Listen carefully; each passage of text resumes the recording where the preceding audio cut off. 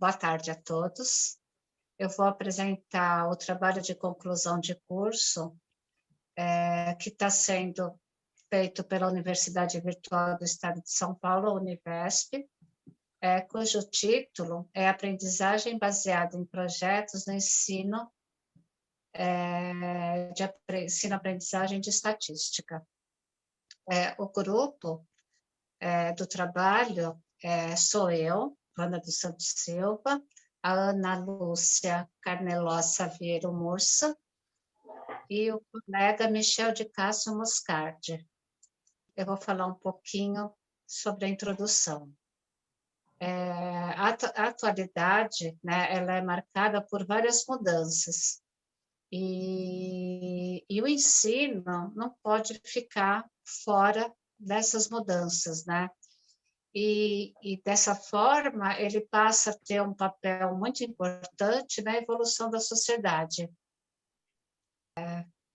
O ensino tradicional, né, ele está baseado muito na interação do aluno com materiais instrucionais e o aluno, de uma forma passiva, escutando o discurso do professor. Mas, neste momento, né, não se dá mais para admitir esse tipo de conduta dentro do ensino. O ensino ele tem que ser, o aluno tem que ter uma ação muito mais participativa e o professor uma ação mais colaborativa, né? Então, as metodologias ativas no ensino de matemática, ela implica em organização e planejamento, né, das ações didáticas e pedagógicas na construção do conhecimento matemático para que esse realmente seja efetivo. Ainda segundo Morin, né? Então, segundo Morin, né, atualmente os processos de aprendizagem são múltiplos, né? Eles podem ser contínuos, híbridos, informais, podem ser organizados ou abertos, intencionais e não intencionais, né? A gente pode destacar algumas metodologias ativas, como a aprendizagem baseada em problemas, a problematização, a aprendizagem baseada em projetos, a gamificação, a sala invertida e o design thinking. Dentro desse contexto, né, ocorre a nossa motivação de responder a seguinte pergunta, né? Como podemos utilizar metodologias ativas de aprendizagem para o ensino de estatística no 8º ano do ensino fundamental? Então, com o objetivo de responder essa pergunta, nós temos um objetivo geral, que é reconhecer e criar formas de interação para o ensino da matemática como facilitador entre professor e aluno, né? E investigar as metodologias ativas para o ensino de aprendizagem de estatística para o 8º ano do ensino fundamental 2. Como objetivo específico, né, a gente destaca a metodologia ativa que forneça um desempenho e auxílio na obtenção da eficácia do conteúdo ministrado pelo professor e assim assimilado pelo aluno. Elaborar meios de reduzir a distância de aprendizagem do conteúdo matemático, atingindo uma eficiência considerável entre aluno e professor. E demonstrar a estrutura da metodologia ativa aplicada, compondo todas as didáticas procedimental em relação ao contexto em que o aluno está inserido. Então, eu vou explicar um pouco sobre a metodologia ativa, a aprendizagem baseada em projetos, né, que a gente fala pela sigla ABP. Então, a metodologia ativa de aprendizagem baseada em projetos, ela vem ao auxílio do aluno, colocando ele numa ação protagonista, né, do processo. Trata-se de um método de esforço individual ou coletivo, né, com análise de estudo, pesquisas, interpretação de gráficos, e são utilizados meios de resolução de problemas que sejam significativos para a vida dele, né? ou uma situação de estudo de caso pertinente a um contexto, um determinado contexto colocado pelo professor, né? Para o sucesso dessa metodologia, o professor precisa atuar como orientador, né? Organizando e conduzindo busca pelo conhecimento e criar motivação, né? E condições para que esse sucesso ocorra.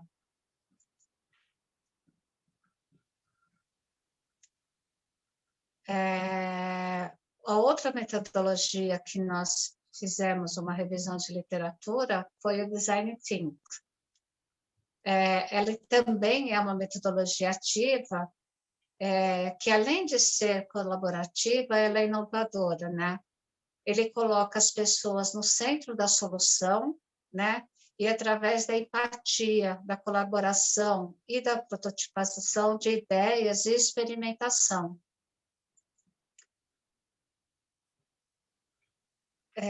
Segundo o guia didático, né? O Design Think, ele é centrado no ser humano, né? Ele é colaborativo, é otimista e experimental. Agora, a colega Ana vai falar sobre projeto e idealização.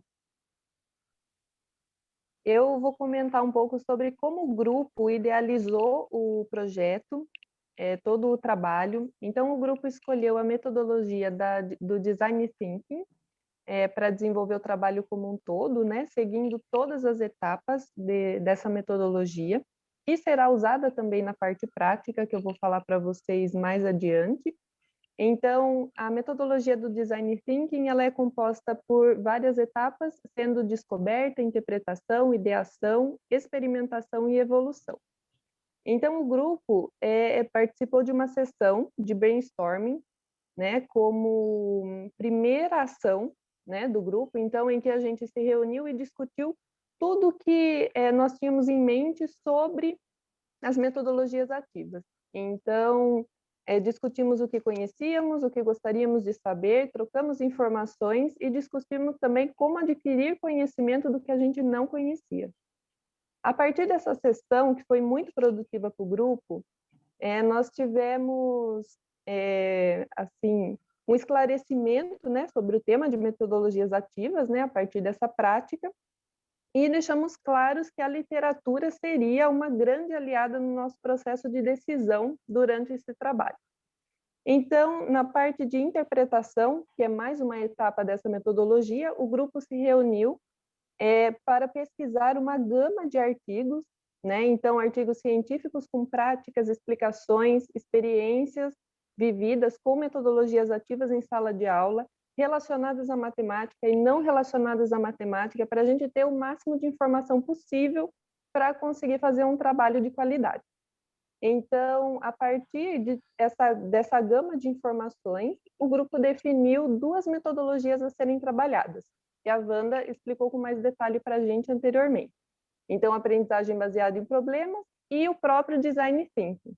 Então, essas metodologias que levam em consideração o aluno como protagonista, né, o envolvimento ativo do aluno durante toda a atividade e praticante de competências exigidas, tanto no dia a dia como cidadão, né, que o aluno passa a ser no futuro, um cidadão e uma pessoa atuante no mercado de trabalho. Então, essas 2 metodologias colocam o aluno à prova, né, de práticas que vão ser utilizadas para ele no futuro.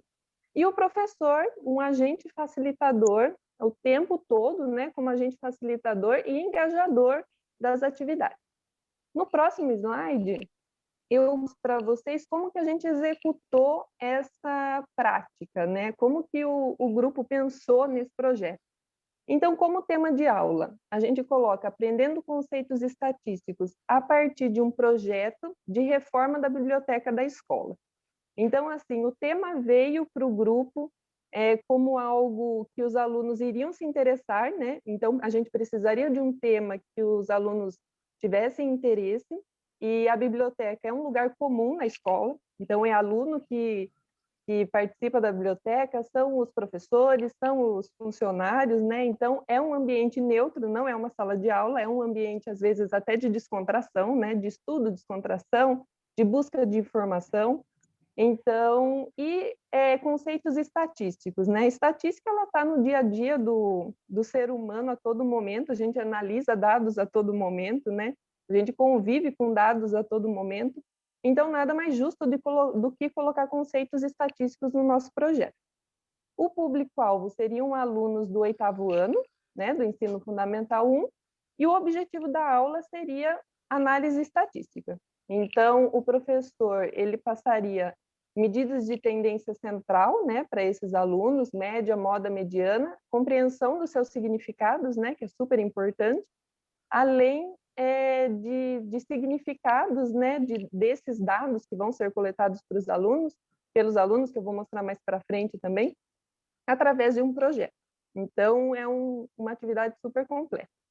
No próximo, eu mostro para vocês como a gente dividiu essa prática. Então, é um conjunto de 8 aulas, que está mais detalhada no nosso material, no nosso relatório. Então, a aula 1, o professor já inicia com uma pergunta para os alunos, né, de como seria uma biblioteca ideal para a nossa escola. E aí, com essa pergunta, os alunos já vão começar a pensar, né, de como seria a biblioteca ideal para cada um, mas ele começa a explicação sobre o projeto, tudo que os alunos vão ter, quais são as etapas que os alunos vão ter que cumprir dentro desse projeto. Vai explicar um pouco sobre a metodologia do Design Thinking para esses alunos. Então, falando que as etapas são organizadas, elas têm uma cadência, eles precisam respeitar regras, eles precisam ter empatia. O projeto será feito em grupos, então eles vão ter que aprender a conversar um com o outro, a dividir tarefas, porque é um projeto longo, extenso, então não dá para um só fazer. Então, o professor tem que passar para a sala de aula o quão grande é esse projeto e o quão maduro os alunos têm que ser para que tudo dê certo. Então, ele fala sobre as etapas a serem cumpridas, os prazos, as regras, tudo certinho. Na aula 2, o professor ele faz uma sessão de brainstorming com os alunos. Então, a mesma coisa que o grupo fez para definir, né, esse projeto, como seria esse projeto, o professor faz dentro da sala de aula. Então, os alunos divididos em grupos vão ter a oportunidade de discutir o que sabem sobre biblioteca, o que não sabem, o que gostariam de saber. E aí vão entrar em discussões de, eu gostaria que fosse assim, você gostaria que fosse desse jeito. Então, como agregar essas ideias, como eles poderiam saber o que a maioria gosta, né? Então, o professor vai colocando esses elementos dentro dessa aula 2, já para definir um questionário, né, que os alunos vão aplicar numa pesquisa na escola. Então, no final dessa aula, o professor vai ter que ter definido as ideias que os alunos precisam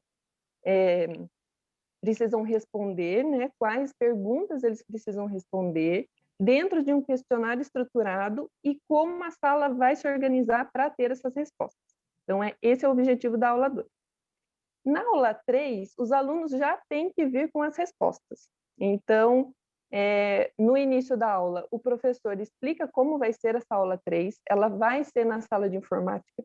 Lá já os computadores vão estar ligados, já com o Excel aberto, já com um padrão a ser preenchido. O professor já coloca as regras de como vai ser essa aula, porque eles não podem perder tempo, porque é muito dado para digitar. Então, ele já organiza os alunos em duplas, um vai lendo as respostas, o outro vai digitando, também para criar esse senso de responsabilidade, de organização. Então, o professor ele define tudo antes em sala de aula e depois leva os alunos para o laboratório. E lá é feita a prática. Bom, esse é o objetivo da aula 3, compilação de dados. Durante a compilação de dados, o professor já pode ir dar insights para os alunos do quão importante é essa organização, do quão importante é essa compilação de dados de maneira bem feita, porque se tiver alguma informação errada, o objetivo do projeto não vai ser fidedigno àquelas respostas que eles coletaram. Então, já dá para ir colocando alguns conceitos estatísticos nessa aula. As aulas 4 e 5, aí sim, em sala de aula, conceito estatístico, tem detalhamento no nosso relatório de quais são os assuntos que o professor vai ter que abordar. Então, é mais maçante, é mais teórico, mas é super importante para que, os dados que os alunos coletaram ganhem significado. Então, sem essa aula de contextualização estatística, os dados coletados não têm significado. Então, é importante o professor trazer essa importância para o aluno, né, do que o conceito estatístico de média, moda, mediana, de construção de gráficos, de análise de gráficos, o quão isso é importante para você definir a análise dos dados coletados, né? E aí, na aula 5, o objetivo final da aula 5 é ter essa interpretação pronta. Por quê? A partir dessa interpretação, na aula 6, os alunos vão prototipar a biblioteca. Então, o professor leva como desafio para os alunos ter esse protótipo, né, pronto, pode ser uma maquete, pode ser um desenho, mas eles precisam apresentar, então tem que ser físico, né? E na aula 7, o professor organiza essa apresentação e já fala para os alunos que eles vão ter feedbacks de outros colaboradores da escola. Então, a gente também disponibilizou no trabalho uma ficha de feedbacks, né? Uma ficha avaliativa que, durante a apresentação, o aluno vai ter que preencher, para que na aula 8, né, no fechamento e conclusão do projeto, os alunos tenham a oportunidade de falar sobre esses feedbacks, o que as pessoas alterariam, o que não, por que um projeto teve uma nota maior, por que o outro projeto teve uma nota menor. E aí o professor também tem que trazer nessa aula porque algumas opiniões não foram levadas em consideração, né, na pesquisa, porque a gente está trabalhando com média, então algumas opiniões não vão ser levadas em consideração realmente, porque não vai ser a opinião da maioria. Então, ele consegue trazer muitos aspectos estatísticos e análises estatísticas nesse momento também. Além de comentar uma discussão com os alunos sobre como foi o projeto como um todo, né? Quem foi o líder do grupo, quem que determinou quem faria o quê, quem executou as tarefas em tempo, quem precisou de puxão na orelha. Então, é um momento também de reflexão dos alunos do que eles vão passar fora da escola, né? Quantos nãos eles receberam por uma ideia que não foi aceita, né? Então, nessa conclusão também é importante trazer esses aspectos para a aula. Eu acho que eu fechei a minha parte, então vou deixar para o colega Michel fazer as considerações finais. Ok, muito obrigado, Ana, Wanda. Bom, como conclusão, nós podemos tirar, né, desse trabalho que foi realizado, através principalmente de uma revisão bibliográfica, sobre a importância que são as metodologias ativas para o aprendizado de qualquer aluno. No nosso caso, nós escolhemos o Fundamental 2, a 8ª série, onde há, né, hoje em dia, assim, uma dificuldade muito grande em o aluno ser considerado como protagonista na solução de algum problema.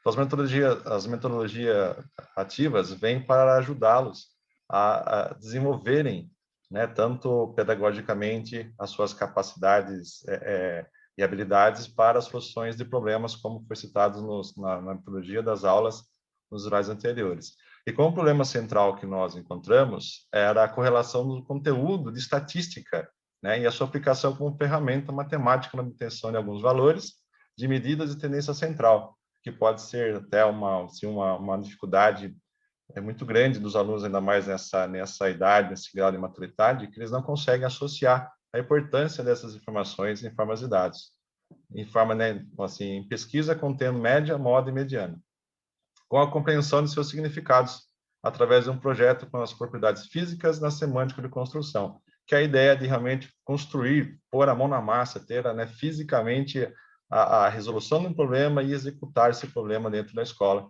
que no caso nós vimos a reforma da biblioteca, né, da situação colocada.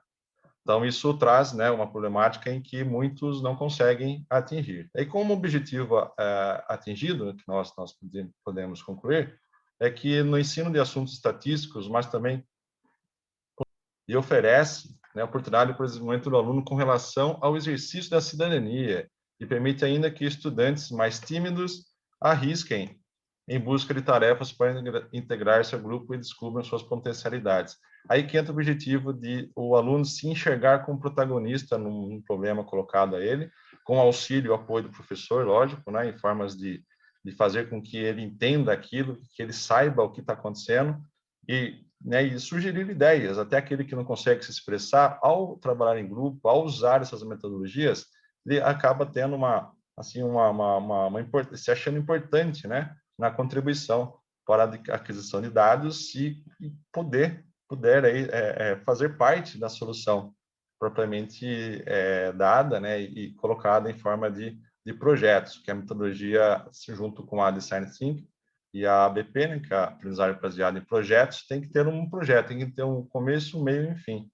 Então, ficou claro que as metodologias, elas funcionam, elas são, sim, importantes para qualquer tipo de desenvolvimento de ensino, aprendizagem, para qualquer idade e qualquer situação. No nosso caso específico, oitava série do Ensino Fundamental 2, é de extrema relevância e importância para nossa ideia de revisão, né, bibliográfica sobre essas metodologias.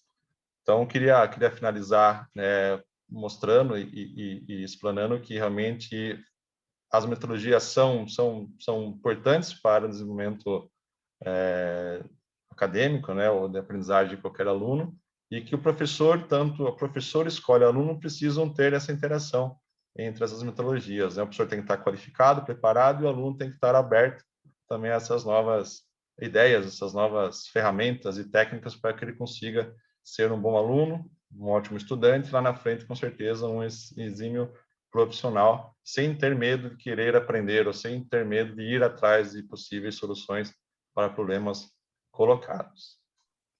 Tá bom? Queria agradecer a todos e as colegas, a Wanda e a Ana, pelo trabalho realizado aqui, que foi muito engrandecedor para mim. Ok? Muito obrigado. Bom, queria deixar aqui o nosso agradecimento ao Vitor Hugo Nolasco pelo seu apoio, sua orientação, sua determinação, sua paciência e principalmente pela sua calma. Vitor, muito obrigado mesmo. Foi de muita valia esse tempo que estudamos juntos, aprendemos juntos, mais aprendemos do que qualquer outra coisa. Então, eu deixo aqui registrado o nosso agradecimento. Foi muito bom trabalhar contigo. Em nome das meninas, né, da Ana e da Wanda, realmente deixamos aqui um agradecimento bem caloroso e um abraço fraterno. Ok? Muito obrigado e até qualquer hora. Valeu!